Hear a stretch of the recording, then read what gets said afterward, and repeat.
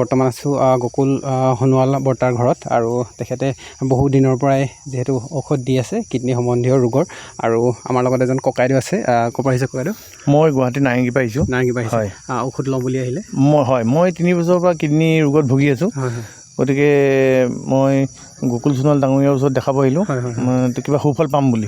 আৰু ইয়াত আহি এনেকুৱা লাগিছে যেন মই নিশ্চয় সুফল পাম। মই আগতে চণ্ডীগড় হিমছতো গৈছোঁ। হিমছত গৈছে? হয় হয়। তাতে মানে তেখেতলোকে অকল খোৱা ফল মূলৰ ওপৰত গুৰুত্ব দিয়ে। ভাত আৰু ৰুটি খাব নিদিয়ে। আৰু গোটেই বস্তুটো যিহেতু আমি আচলতে মানুহ কৰ্মবিকাশ হৈ মানুহ হ'ল প্ৰথমতে আছিলে বান্দৰ পৰা আমি মানুহ হৈছোঁ। গতিকে বান্দৰে যিখিনি খায় খাদ্য সেইখিনি যদি আমি খাওঁ আমি সুস্থ আৰু নিৰোগী হৈ থাকিম। খুব এটা গুৰুত্বপূৰ্ণ কথা ক'লে। ফল মূলৰ ওপৰত বেছি গুৰুত্ব দিয়ক, তেতিয়া সুস্থ হৈ থাকিব, কিডনীটো ভালে থাকিব। আচ্ছা, খুব এটা গুৰুত্বপূৰ্ণ কথা ক'লে। যিহেতু আমি আগতে বান্দৰ আছিলোঁ, ফল মূল খাইছিলোঁ, গছ মানে ধৰক আমি খোৱা নাছিলোঁ, নিৰামিষ খাইছিলোঁ। গতিকে ককাইদেউ কৈছে যে নিৰামিষ খাই খুব ধুনীয়া এটা জীৱন যাপন কৰি নিৰামিষৰ ওপৰত গুৰুত্ব দিব লাগে। আচলতে হিমছত তেনেধৰণে নিৰামিষৰ ওপৰত গুৰুত্ব দিয়ে। চাউল আৰু ৰুটি খাব নিদিয়ে, মিলেট খাব দিয়ে তাতে।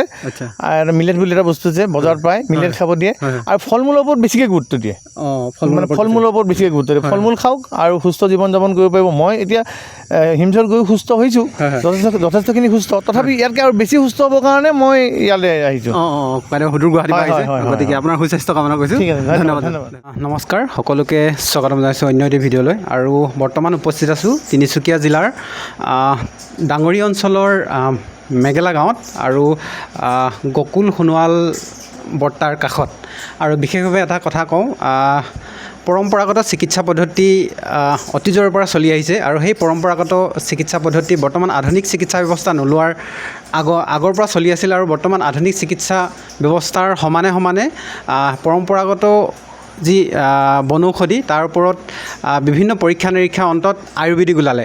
আৰু সেই আয়ুৰ্বেদিকৰ উপৰিও যিখিনি পৌৰাণিক চিকিৎসা পদ্ধতি তাৰ সমানে সমানে বিভিন্ন প্ৰান্তত চলি আছে। তাৰে এক নিদৰ্শনস্বৰূপে আমি বৰ্তমান উপস্থিত হৈছোঁহি মেগেলা গাঁৱত। গকুল সোণোৱালৰ বিষয়ে যদি কওঁ, মই বহু বছৰ আগৰ পৰা তেখেতে যি বৃক্ক কিডনী ৰোগৰ ওপৰত তেখেতে চিকিৎসা ঔষধ প্ৰদান কৰি আহিছে, যি বনৌষধি প্ৰদান কৰি আহিছে। গতিকে আজি বৰ্তাৰ কাষত উপস্থিত হৈছে আপোনালোকৰ আগত চিনাকি কৰি দিয়াৰ লগতে তেখেতেনো কেনেকৈ ঔষধ প্ৰদান কৰে বা কি কি নিয়ম পালন কৰিবলৈ হয় গোটেই কথাখিনি পাতিবলৈ বৰ্তা অনুষ্ঠানলৈ স্বাগতম জনাইছোঁ। নমস্কাৰ। বৰ্তাক প্ৰথমতে সুধিম যে বৰ্তা কি ধৰণৰ চিকিৎসা মানে ঔষধ প্ৰদান কৰা হয়, কি ৰোগৰ আচলতে এতিয়া ধৰক কিডনী ফেলাৰ আৰু কিডনী ষ্ট'ন এইবিলাকেই আৰু প্ৰধান। আৰু সৰু সুৰা আছে আৰু এই ধাতু বা কিবা গেষ্ট্ৰিক বহুকেইটা দিয়ে বিশেষকৈ। কিন্তু কিডনীৰ যি বৃক্ক ৰোগ আৰু কিডনীৰ যিটো পাথৰ হয় তাৰ ওপৰত বিশেষভাৱে দিয়ে। আৰু বিশেষকৈ বহুজনে ইতিমধ্যে এই ঔষধ খাই সুফল লাভ কৰিবলৈ সক্ষম হৈছে, নহয় জানো বৰ্তা? হয় বাৰু, ভগৱানৰ কৃপাত বাৰু, ৰাইজৰ আশীৰ্বাদত মানে সুফল পাইছে বাৰু বহুত। সকলোৱেতো পোৱা নাই, মাজে মাজে এজন নাইকিয়া হৈছে বাৰু। আৰু বিশেষকৈ ঔষধটো খালে মানে মুখৰ লোভবিলাক যি খাব নালাগে তাক সেইটো খাবই নালাগে, মানে সিহঁতে খায় আৰু সেইটোৰ পৰাও অলপ কষ্ট পায়।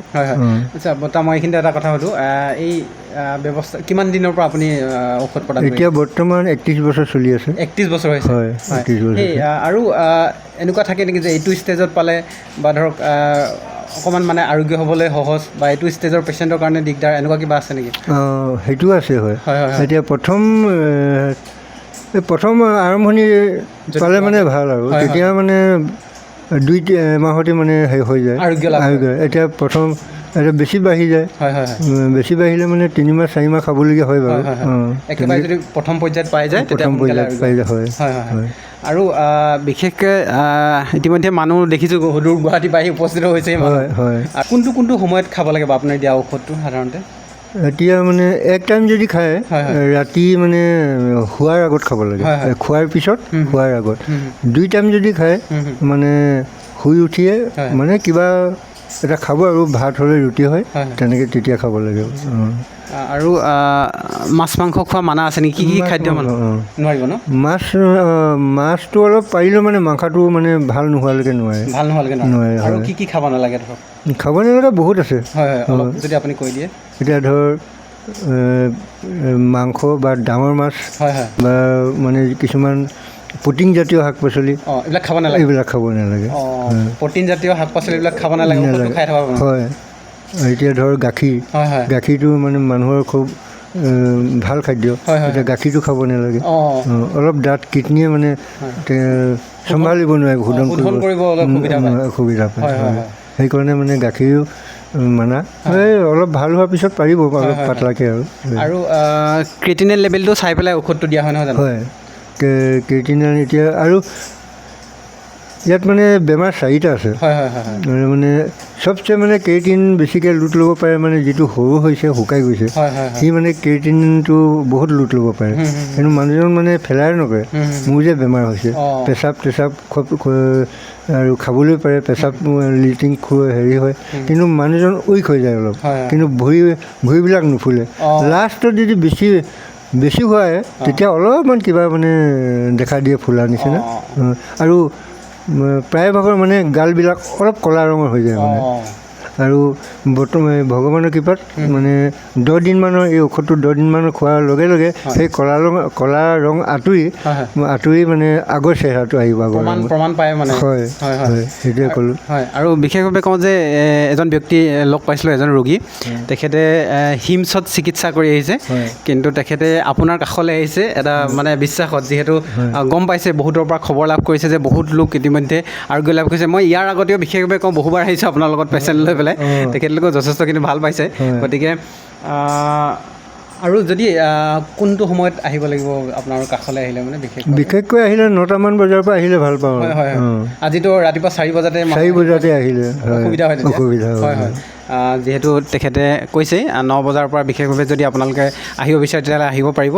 ডাঙৰীয়া অঞ্চলৰ তিনিচুকীয়া জিলাৰ ডাঙৰীয়া অঞ্চলৰ মেগেলা গাঁৱত ঔষধ ল'ব পাৰিব আৰু বিশেষভাৱে ঔষধটোৰ বনৌষধি যিটো দিয়ে সেইটো কি দিয়ে বাৰু মানে যিটো মেইন প্ৰধান মানে এইটো গোটেইকেইটাই প্ৰধান এতিয়া মেইন এতিয়া পাবলৈ টান মানে এই বনপিঠা গুটিটো বনপিঠাটো লাগে আৰু মানে সেইটোৱে পাবলৈ নাই আৰু বিশেষভাৱে সেই বস্তুটোৰ লগতে আনুষাংগিক আৰু কিবা কিবি লাগে বিশেষকৈ মেইন কথাটো কৈছে যে তেখেতে বনপিঠাটো যিটো পাবলৈ বহুত দুৰ্লভ মানে বহুত জেগাৰ পৰা আনিব লাগে আৰু এটা মানে কথা সুধোঁ বিশেষভাৱে ধৰক মাননীটো কেনেকৈ হেৰি বিশেষ হেৰি নাই নেকি বাৰু মানে তেনেকৈ সুধোঁ বাৰু লৈ মানে এইটো যিটো এটা জোখ দিওঁ সেই জোখটোত মানে এক টাইম খালে মানে 1.5 মাহ বা 50 দিনো যাব পাৰে 2 টাইম খালে তাৰ আধা যাব পাৰে তাত মই 600 টকা এটা ল'বলগীয়া হৈ যায় মানে কিছুমানে আৰু 500 আছে বুলি কয় তেনেকৈও মান দিম মই আকৌ দিবই লাগিব এইটো কথা নহয় তেনেকুৱা কথা বিশেষভাৱে তেনেকুৱা নাই কিন্তু যদি বস্তুটো বহুত দুৰ্লভ বহুত দূৰৰ পৰা আনিব লাগে গতিকে তাৰ পৰা এটা মাননি ল'বই লাগিব যিহেতু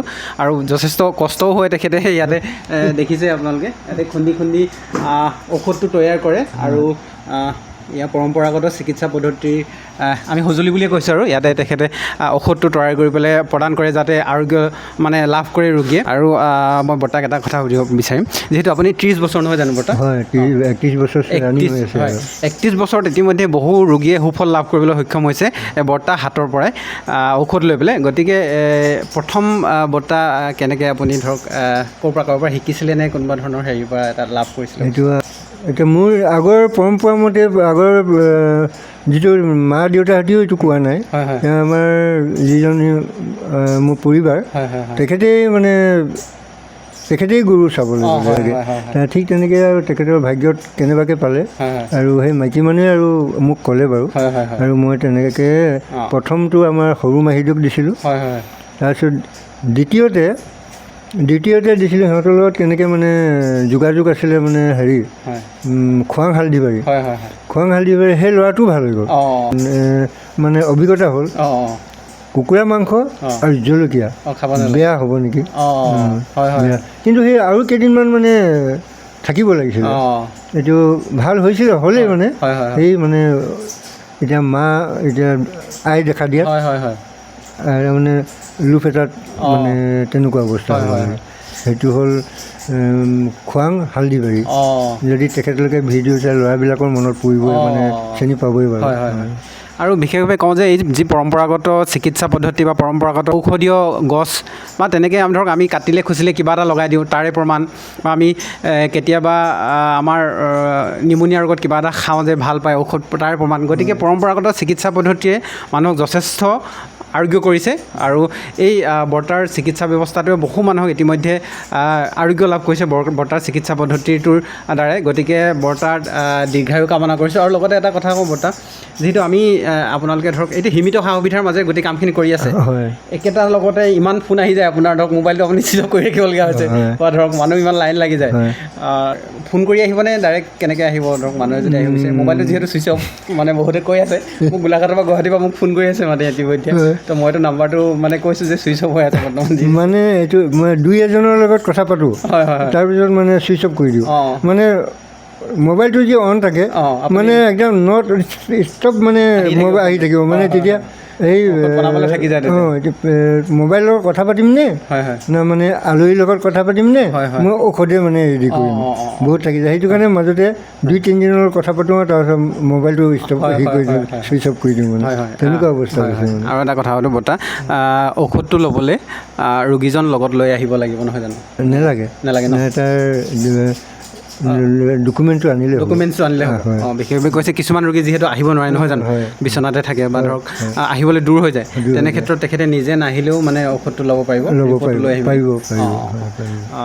খুব এটা গুৰুত্বপূৰ্ণ কথা। গতিকে বৰ্তাৰ দীৰ্ঘায়ু কামনা কৰিছোঁ বৰ্তা, যাতে আপুনি যুগ যুগান্তৰলৈকে ৰাইজৰ সেৱা কৰি যাওক ধুনীয়াকৈ। এইটো ভগৱানৰ কৃপা আৰু ৰাইজৰ আশীৰ্বাদ আপোনালোক সকলোকে জনাইছোঁ, সেৱা কৰিছোঁ।